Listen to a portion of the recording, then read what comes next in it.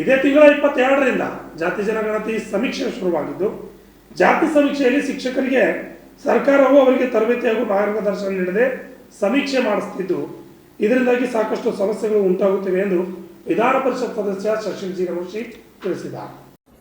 ಕಲಬುರಗಿ ನಗರದ ಪತ್ರಿಕಾ ಭವನದಲ್ಲಿ ನಡೆದ ಸುದ್ದಿಗೋಷ್ಠಿಯಲ್ಲಿ ಮಾತನಾಡಿದ ಶಶಿಲ್ ಜಿ ನಮೋಶಿ ಅವರು, ಸಮೀಕ್ಷೆ ಕಾರ್ಯಕ್ಕೆ ನೇಮಕಗೊಂಡಿರುವ ಸಿಬ್ಬಂದಿಗಳು ಅವರ ವೈಯಕ್ತಿಕ ಮೊಬೈಲ್ ಮತ್ತು ಇಂಟರ್ನೆಟ್ ಬಳಸಬೇಕಾಗಿದ್ದು, ಕೆಲವರಿಗೆ ಸ್ಮಾರ್ಟ್ಫೋನ್ ಬಳಕೆ ಜ್ಞಾನ ಇಲ್ಲ. ಸದರಿ ಸಮೀಕ್ಷೆ ಸಂಬಂಧಿಸಿದಂತೆ ಸಮೀಕ್ಷಾದಾರರಿಗೆ ಸೂಕ್ತ ತರಬೇತಿಗಳನ್ನು ನೀಡಿದ್ದಿಲ್ಲ. ಗ್ರಾಮೀಣ, ನಗರ, ಪಟ್ಟಣ ಸೇರಿದಂತೆ ಹಲವು ಜನವಸತಿ ಕೇಂದ್ರಗಳಲ್ಲೂ ಸಹ ಮೊಬೈಲ್ ನೆಟ್ವರ್ಕ್ ಸಮಸ್ಯೆ ಇರುವುದು ಸರ್ಕಾರದ ಗಮನಕ್ಕಿದ್ದು, ಅದನ್ನು ಆದಷ್ಟು ಬೇಗ ಬಗೆಹರಿಸುವ ಕೆಲಸ ಮಾಡಬೇಕಿದೆ ಎಂದಿದ್ದಾರೆ. ಬ್ಯೂರೋ ರಿಪೋರ್ಟ್, ಆರ್ಜ ದಡಿಡು, ಕನ್ನಡ ನ್ಯೂಸ್, ಕಲಬುರಗಿ. ಎಲ್ಲರಿಗೂ ನವರಾತ್ರಿಯ ಶುಭಾಶಯಗಳನ್ನು ಕೂಡ ಹೇಳಿಕಿಚ್ಚದು.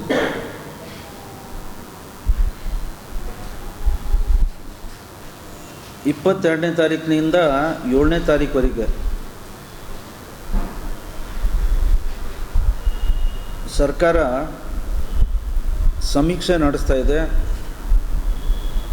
ಅದು ಜಾತಿ ಗಣತಿನೋ ಸಮೀಕ್ಷೆನೋ ಅಥವಾ ಮತ್ತೇನೋ ಅಂತ ಅನ್ನೋದು ಸಾಕಷ್ಟು ಕಾಂಟ್ರವರ್ಸಿ ಇದೆ.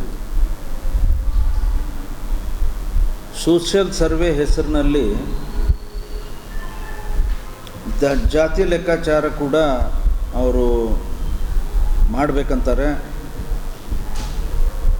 ಅದರ ಜಾತಿ ಅಥವಾ ಗಣತಿ ಇತ್ಯಾದಿ ಇದು ಕೇಂದ್ರ ಸರ್ಕಾರದ ಜವಾಬ್ದಾರಿ. ಹೀಗಾಗಿ ಸಾಕಷ್ಟು ಸಮಸ್ಯೆ ಇದರ ಬಗ್ಗೆ ಚರ್ಚೆ, ಸಮಸ್ಯೆ ಇತ್ಯಾದಿ ಸಾಕಷ್ಟು ಚರ್ಚೆ ಎಲ್ಲ ಭಾಗದಲ್ಲಿ ನಡೀತಾ ಇದೆ.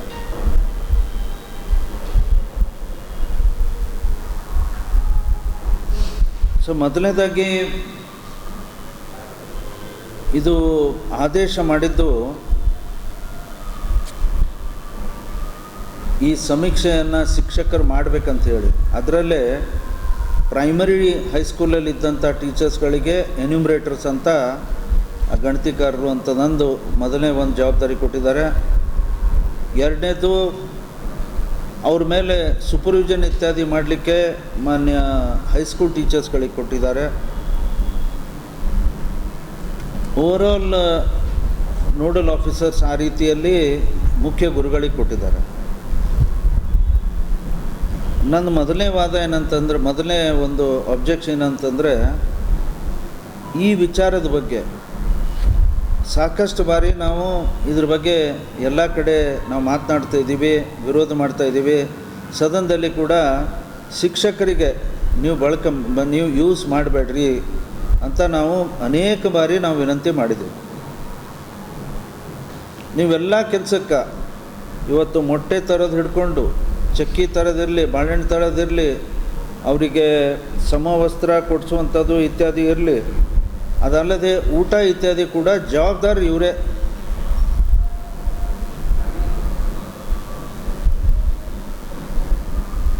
ಹೀಗಾಗಿ ನಮ್ಮ ಭಾಗದಲ್ಲಿ ವಿಶೇಷವಾಗಿ ಇವೆಲ್ಲ ಕೆಲಸ ಹಚ್ಚಿದ್ದಕ್ಕಾಗಿ ರಿಸಲ್ಟ್ ಕೂಡ ಕುಂಠಿತವಾಗಿದೆ ಅಂತ ಅನ್ನೋದು ಒಂದು ದೊಡ್ಡ ಕಾರಣ. ಒಂದು ನಮ್ಮ ಭಾಗದಲ್ಲಿ ಖಾಲಿ ಹುದ್ದೆಗಳು ದೊಡ್ಡ ಪ್ರಮಾಣದಲ್ಲಿದ್ದಾವೆ ಕಂಪ್ಯಾರಿಟಿವ್ಲಿ.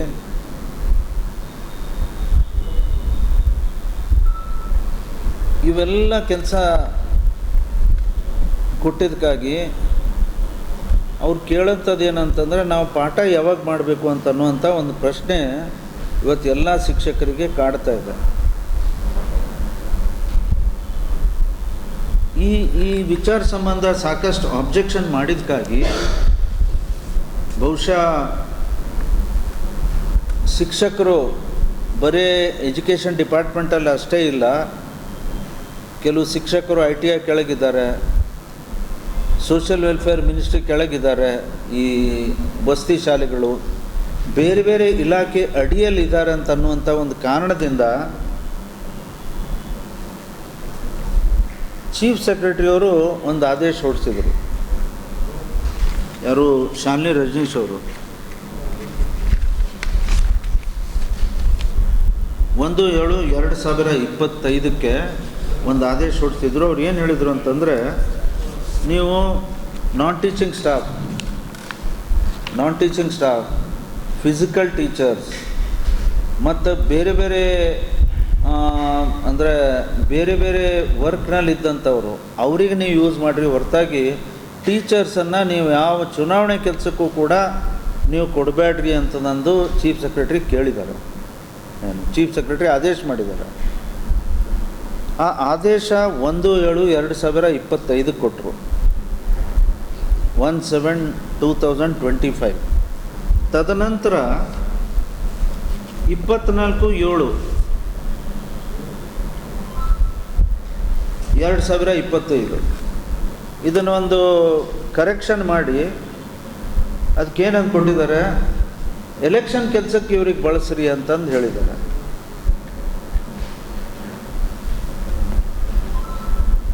ನನ್ನ ಆಬ್ಜೆಕ್ಷನ್ ಏನಂತಂದರೆ, ಇವತ್ತೇನು ಸರ್ವೆ ಕೆಲಸ ತಾವೇನು ಹಚ್ಚಿದ್ರಿ, this is not election work.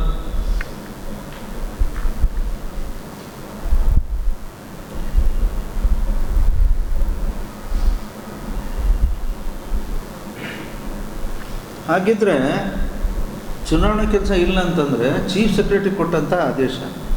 ಯಾರು ಒಂದು ಇಲಾಖೆ ಸೆಕ್ರೆಟ್ರಿ ಕೊಟ್ಟಿದ್ರೆ ನಾನು ಅದ್ರ ಬಗ್ಗೆ ಹೌದ್ರಿ ಅವ್ರು ಕೊಟ್ಟಿದ್ದಾರೆ ಇವ್ರು ಹೇಳಿಲ್ಲಲ್ಲ ಅಂತ ಅನ್ಬೋದಾಗಿತ್ತು. ಚೀಫ್ ಸೆಕ್ರೆಟ್ರಿ ಕೊಟ್ಟಿದ್ದಾರೆ ಅಂದರೆ ಡೆಫಿನೆಟ್ಲಿ ಇದು ಮುಖ್ಯಮಂತ್ರಿಗಳ ಕ್ಯಾಬಿನೆಟ್ಟಿನ ಎಲ್ಲ ಮಂತ್ರಿಗಳಿಗೆ ಇದು ಗಮನಕ್ಕಿದೆ.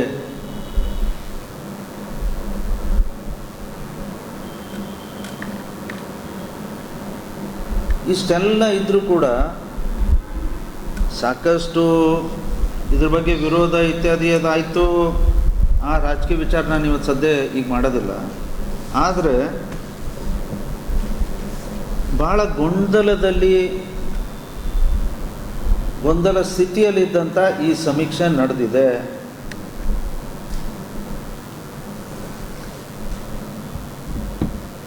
ಅನೇಕ ಶಿಕ್ಷಕರ ಹತ್ರ ಇವತ್ತು ಸ್ಮಾರ್ಟ್ಫೋನ್ ಇಲ್ಲ. ಅವ್ರ ಹತ್ರ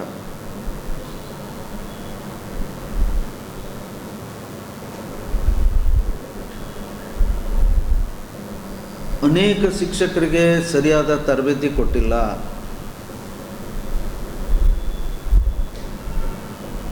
ನನ್ನ ಹತ್ರ ವಸತಿ ಶಾಲೆಯವರು, ಮುರಾರ್ಜಿ ವಸತಿ ಶಾಲೆ ಒಂದು 60-70 ಜನ ಬಂದಿದ್ರು. ಅವರಂದರು, ಸರ್ ನಮ್ಮ ಕೊನೆ ಗಳಿಗೆಯಲ್ಲಿ ನಮ್ಮ ಆರ್ಡರ್ ಹಾಕಿದಾರ, ನಮ್ಗೆ ಸರಿಯಾದ ತರಬೇತಿ ಕೊಟ್ಟಿಲ್ಲ.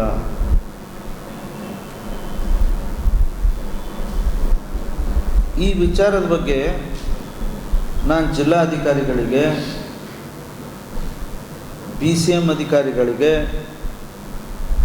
ಸೋಷಿಯಲ್ ವೆಲ್ಫೇರ್ ಅಧಿಕಾರಿಗಳಿಗೆ ನಾನು ಮಾತನಾಡಿದೆ. ಕೆಲವರು ಪಾಪ ಕಾಲಿಗೆ ಬ್ಯಾಂಡೇಜ್ ಹಾಕ್ಕೊಂಡು, ಸರ್ ನಂಗೆ ನಡೆಯೋಕ್ಕಾಗೋದಿಲ್ಲ ಅಂತ ಒಬ್ಬರು ಬಂದರು. ಕೆಲವರು ಕೈಗೆ ಪಟ್ಟಿ ಕಟ್ಕೊಂಡು, ಹೆಲ್ತ್ ಪ್ರಾಬ್ಲಮ್ ಇದೆ ನನಗೆ, ನೋಡ್ರಿ ಹಿಂಗಿದೆ, ನಾನು ಕೆಲಸ ಮಾಡಲಿಕ್ಕೆ ಬರೆಯೋದಾಗೋದಿಲ್ಲ ಅಂತ ಹೇಳಿದ್ರು. ನಾನು ಜಿಲ್ಲಾಧಿಕಾರಿಗಳಿಗೆ ಮಾತಾಡಿದಾಗ ಒಂದು 3 ಮೆಂಬರ್ ಕಮಿಟಿ ಇದೆ, ಆ ಕಮಿಟಿಗೆ ಅರ್ಜಿ ಕೊಡಲಿ, ನಾವು ಸರಿಪಡಿಸ್ತೀವಿ ಅಂತ ಹೇಳಿದರು. ಅವರು ಅರ್ಜಿ ಇಂಡಿವಿಜುವಲಾಗಿ ಕೊಡ್ಬೇಕಂತ ಹೇಳಿ ಇಂಡಿವಿಜುವಲಾಗಿ ಅರ್ಜಿ ಕೊಡೋಕ್ಕೆ ಹೋದರೆ ಇವ್ರುಗಳು ಯಾರೂ ಕೇಳೋರಿಲ್ಲ.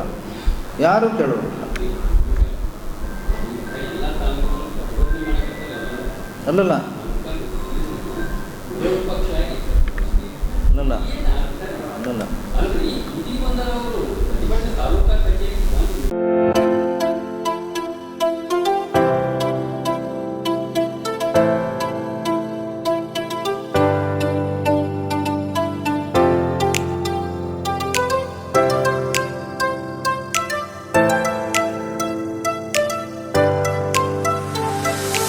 ಕಲಬುರಗಿ ಜನರಿಗಾಗಿ ಮಹಾದೇವ್ ಮಾರ್ಬಲ್ಸ್ ಮತ್ತು ಗ್ರಾನೈಟ್ಸ್.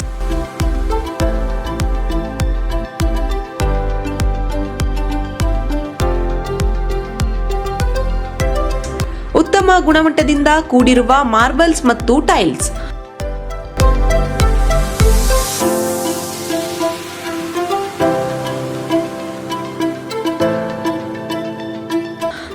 ವರ್ಷಗಳಿಂದ ವಿವಿಧ ಕಡೆ ಅತ್ಯುನ್ನತ ಗುಣಮಟ್ಟದ ಟೈಲ್ಸ್ ಮಾರ್ಬಲ್ಸ್ ಮಾರಾಟ.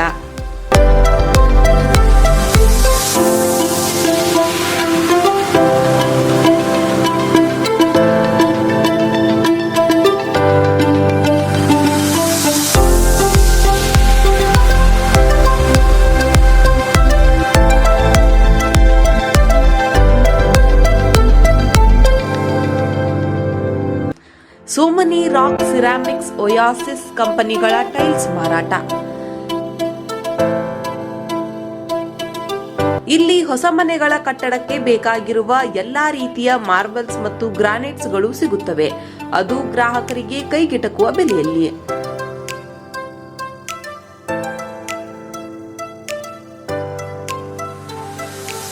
ಹೆಚ್ಚಿನ ಮಾಹಿತಿಗಾಗಿ ಭೇಟಿ ಕೊಡಿ. ಮಹಾದೇವ್ ಮಾರ್ಬಲ್ಸ್ ಮತ್ತು granites, exclusive showroom, Nagarahalli cross, ring road ಹತ್ತಿರ, ಕಲಬುರಗಿ. ಹೆಚ್ಚಿನ ಮಾಹಿತಿಗಾಗಿ ಸಂಪರ್ಕಿಸಿ 9008249111 9742679975.